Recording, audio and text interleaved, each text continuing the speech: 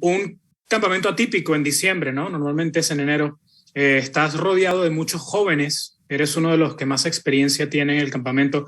Cuéntame un poco cómo ha sido tu experiencia siendo uno de los veteranos y cómo ha sido el campamento en general. Sobre todo, me imagino muchos jóvenes acudiendo a ti por consejos, ¿no? Sí, pues nuestro sistema es muy difícil de aprender y este campamento es una oportunidad para tener estos jóvenes aquí listos cuando es su tiempo. Para nosotros, los veteranos que están aquí, ser muy amables, ayudarlos para que aprendan este sistema más rápido. Y bueno, estamos aquí también para estar bien físicamente para los eliminatorias que vienen. Gracias. Next will be Damian Calhoun from the Orange County Register. Hey, Cristian, how you doing? Great, and yourself? Doing all right. A couple questions here. First of all, how are things been in camp? And second, can you give us insight on watching Jordan Moore's comeback for the end of the season and how he sort of looked then and now as you guys been in camp for these 2 weeks here? Yeah, I think first and foremost, having all the young guys here, expanding the player pool is really important. Obviously, when it's their time to get called in, they want to, be flying when they come in and understand the system. So it's a good time to bring in newer guys and have us older guys help them out in that sense.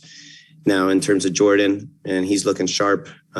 He's probably the first one to tell you that, the speed of play was a little bit fast initially, but I think it's slowing down for him.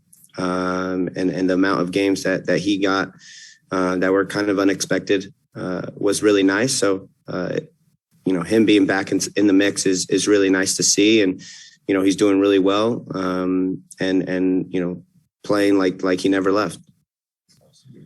Apologies for changing your job on you, Damian. Next, we'll go to Charles Bone from MLSsoccer.com. Hey, Cristian, good to speak with you again. I was wondering, I know national team camps are always a big opportunity and you got to come at a high level and you want to make a good showing. But it's also been a really long season, right? And this is kind of an unusual camp in terms of the timing and you have an unusual winter in general with qualifiers in January for the first time in ages. And so I'm wondering how you approach the psychological side of all this and also what the winter looks like for you in terms of getting that right mix of rest versus staying sharp for the qualifiers. Yeah, I think it's tough for club teams, first and foremost, to allow us to be here. Obviously, they want us relaxing and getting ready for the MLS season. But as international players, it's our duty to stay fit and be ready when called upon. And this was another example of us, or having another opportunity to show that you belong in the qualifier group. So for us, it's a no-brainer when getting called upon and trying to showcase what you got. Greg is very analytical. He looks at every training session and every play. So being sharp mentally and physically is going to be really important in this camp and in January. But staying fit, is going to be really important to have a chance of making the qualifier group. And like I said earlier, it's about expanding the player pool and getting these young guys into the system that is so complicated and nerve-wracking at times. Next will be Katia Castorena from ESPN.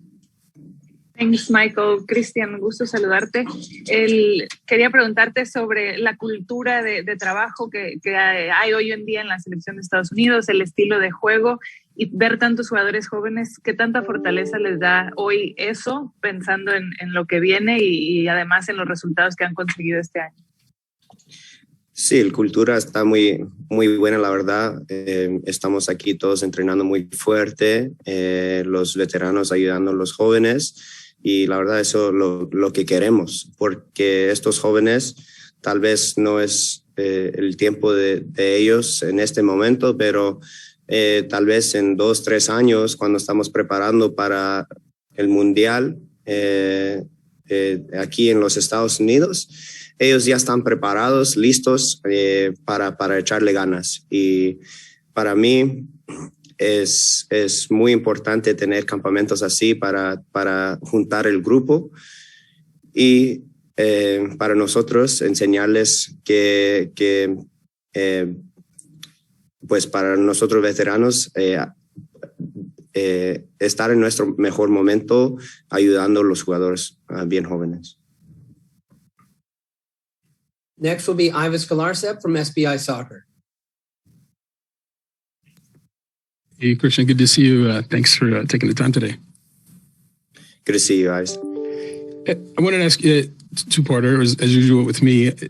Obviously, there's a lot of young players in this camp, maybe some guys you've seen for the first time. One of them is Taylor Booth, who was on the call before you.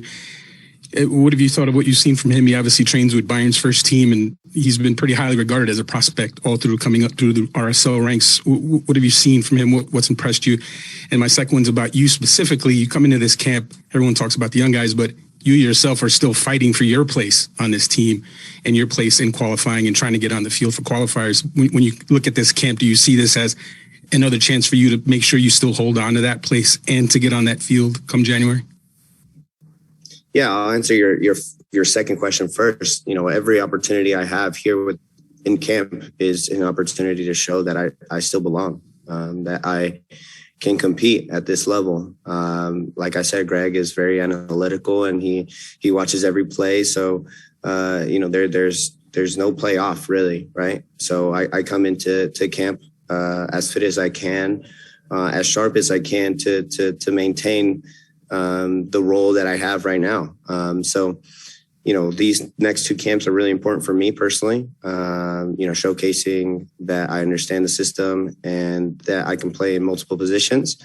And you know, me wanting to compete and be in that group for qualifiers. And secondly, you know, Taylor Booth, he's got quality. He's a player on the ball. You know, you want in the half spaces, you want him dribbling at players. He's just really smooth on the ball. And now it's about him understanding the system, understanding what Greg wants, you know, what our team needs from him, so that he can transition into this squad really smoothly. But man, he's got quality. He's a player that can change rhythm and disorganize the opponent. Last question goes to Michele Giannone. Thank you again, Michael. Gracias otra vez, Cristian. Mencionas mucho el tema táctico y lo que exige Greg. Tú has jugado múltiples posiciones o puedes jugar múltiples posiciones como 8 box to box o como juegas en Seattle, un poco más arriba, tipo winger o número 10. ¿Dónde te sientes más cómodo y dónde crees que Greg te ve a ti en este presente y en el futuro, tomando en cuenta lo que viene las eliminatorias del Mundial? Gracias. Sí, yo he hablado con Greg de este tema, porque la verdad yo también estaba frustrado porque no sabía qué posición soy cuando estoy con este equipo. Y la verdad me dijo, hey, tú puedes jugar en las dos posiciones. Y pues ahorita estoy en soy un mediocampista, jugando más atrás, apoyando el ataque, pero en otros partidos, sí, estamos jugando otros equipos diferentes, con diferentes sistemas, estilos, tal vez me pone como extremo, pero para mí es en este momento enseñar que puedo jugar las dos posiciones muy bien y que puede depender de mí cuando me llama. We've got one more quick question from Charles Bone. Actually, following up on that last one, but in English, I was wondering if it seemed like you guys had tried different formations earlier in the year. but have been very set on the 4-3-3. So do you think you guys are going to ride that till the wheels fall off, or are you still looking at some different looks here? And I ask you that knowing that you're not the coach. Yeah, I mean, I think things change, right?